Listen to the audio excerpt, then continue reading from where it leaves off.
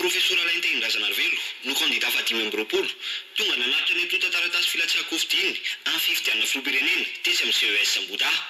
Nambarany fa izao ny dingana faratapony ho an'ny mpanao politika. Nasehany resaka ihany koa ny fahamaroan'ny kandida hirotsaka amin'ny fifidianana. Antratrarana dingana zao no dingana faratapony ho an'ny mpanao politika. Ohatra mahatsara loatra zay aloha zao no antsaiko. Misy moa menimena maro loatra voly rehetra. Falitsika fa betsaka zany olona manana sosikevitra vonona hizara amintsika malagasy ny sosikeviny ary hijery vahoaka. Fa minitra vitsy monja tao aorianany nahatongavan'ny Profesora Laintehin-Razanarvelo tonga nanatitra ny antota taratasiny ihany koa Andriamatoa Patrick Rajoanary, kandida izay mandeha amin'ny anaran-tena manokana.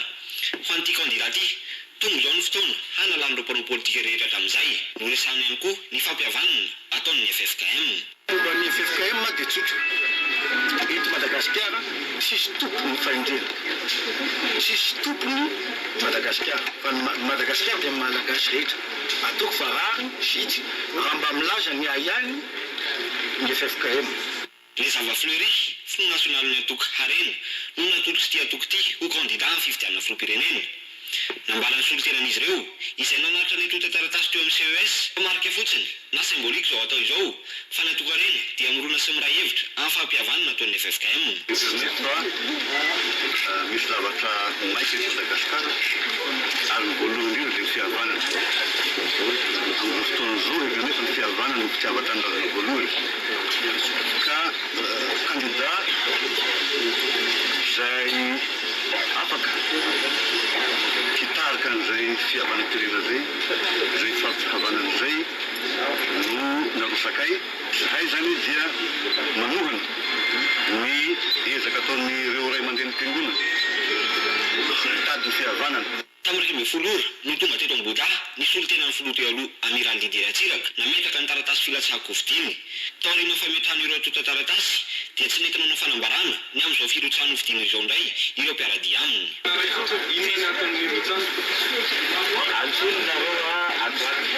Fa délégation mafonja kosa no niaraka tamin'ny Andriamatoa Fleury Rakotomalala nametraka ny tota taratasy filatsahan-kofidiany. Andriamatoa Fleury Rakotomalala izay natolotry ny KMD, ny Miami ary ny TAF. Miaraka amin'ny aloha dia fampianarana reo manarakarak'izay a ny agriculture, ny agro-pastoral. Efa mahay ny tanora malagasy, mahay ny mpianatra malagasy, mahay ny ankizy, mahay ny tatsaha, mahay ny tamboly.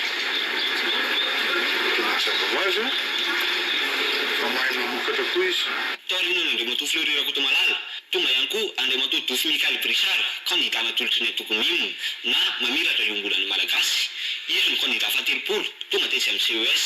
Ho an'ity kandida ity tonga izao ny fotoana hijerenan'ny malagasy. Fitiavako ny vahoaka malagasy voalohany, fitiavako tanjanja kokoa sady tanora tonga tsara. Solotena kosa no nanatitra ny tota taratasy filatsahan-kofidiana ho an'ny ministra Taberan-Driamanatsoa. Nambaran'ireo mpiaradia aminy ao amin'ny antoko kitana izay antokona n'olotra azy fa noho ny andraikitra mbola saniny dia tsy afaka nakiana toerana ny tenany. Mana fahefana ametraka an'ilay tota taratasy momba ny filasana. Fa ny kandida moa zany izay tokozay zany sy ny kitana dia voatany amin'ny andraikitra amin'ny maha-ministra azy tsy afaka izany akatrika. Tamin'ireo ora latsaka kosa no tonga nanatitra ny antota taratasiny Andriamatoa Nelson William. Amin'izao akatoko ny fiafaran'ny fanaterana ny antota taratasy filatsahan-kofidiana izao tafakatra 2 ireo kandida efa nanatitra ny azy. Kandida telo kosa no nanatitra ny taratasy filatsahan-kofidiana teto amin'ny HCC ny tapakandro hariva ity. Tamin'ny roa tolakandro no nitondra ny antota taratasiny teto Andriamatoa Rakotomahanina Andrianiana Franklin James, fito amby 30 taona ny lehilahy ary mpitsara ny asany. Amin'ny anaran'ny tenana manokana no irotsahany hofidiana ho filoham-pirenena raha ny nambarany. Ireo mpivarotra amoron-dalana sy ireo mpiara-mivavaka aminy hiaradia aminy amin'izany. Alohan'ny anaty zany dia ireo mpivarotra amoron-dalana eo androsy manodidina ny toeram-piasako ireo. Ireo zany ny saika androtrona anaty eo miampy mpiara-mivavaka sy mpiray fikambanana ary mpiara-miasa. Dia raha navikina loatra somary no mahazatra ho maly tamin'ny 2010 fa ireo olona ireo zany voaterin-loto noho ny tsy firindrana zany teo amin'ny fotoana satria nisy taratasy natao zany tany amin'ny 7 dia mbola nalefa tany amin'ny fokotany indray izay vao azo ilay izy. Tsy tokony hosakana amin'ny firotsam-kofidiana ny tsy fananam-bola hoy ity kandida ity.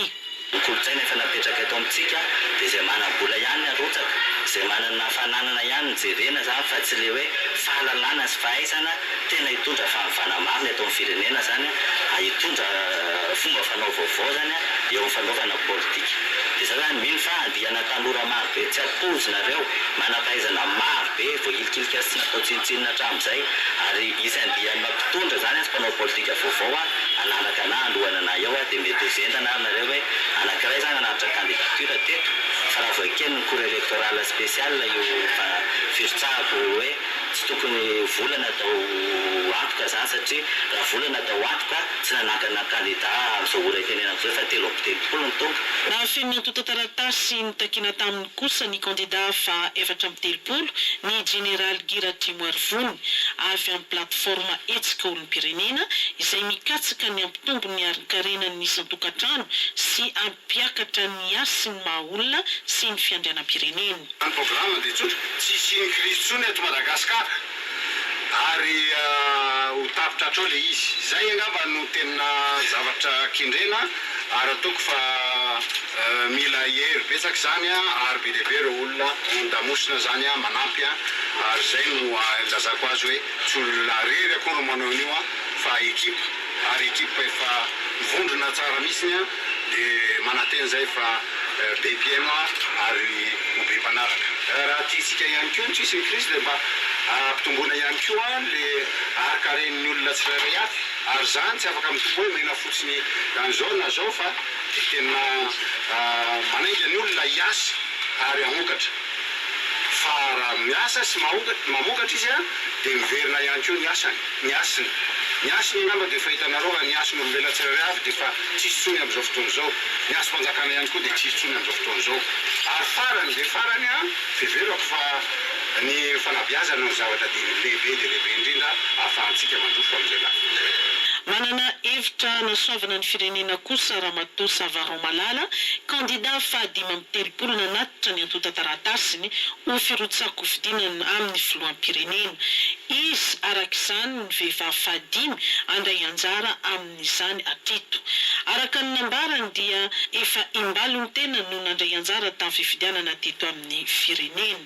Manana hevitra zany hanasoavana an'ilay firenena dia efa n'ilay izy zany dia le olana zany efa hitako tany amin'ny taona 7 dia efa tany nanolotra an'ilay vahaolana ao Madagasikara dia ankehitriny zany izy tanteraka tototovolona le nahihina tany zany dia ny tena manesika anazy zany le hevitra io tiako aroso zany hanasoavana an'ilay firenena tsika tsy mbola kivy fa rehefa hoe zavatra tsara nataontsika mahasoa dia misikina foana tsika dia manana heritsaina zay tena toetra soatoavina malagasy atsika mihitsy zany nieran'ny firenena rehetra mihitsy na hatrany degoka hatrany Fort-Dauphin hatrany eran'ny Madagasikara izay mihitsy ny toetra malagasy. Ifarana rampitso amin'ny 4 tolakandro ny fanateran'ny antota taratasy firotsam-kofidiana ho filoham-pirenena eto amin'ny HCC Amboda amin'ny fahatelon'ny volana May kosa no fantatra ny lisitra ofisialy irakitra ny anaran'ireo izay nahafen'ny fepetra no takina ka afaka hirotsam-kofidiana amin'ny faha 14 Jolay 2024.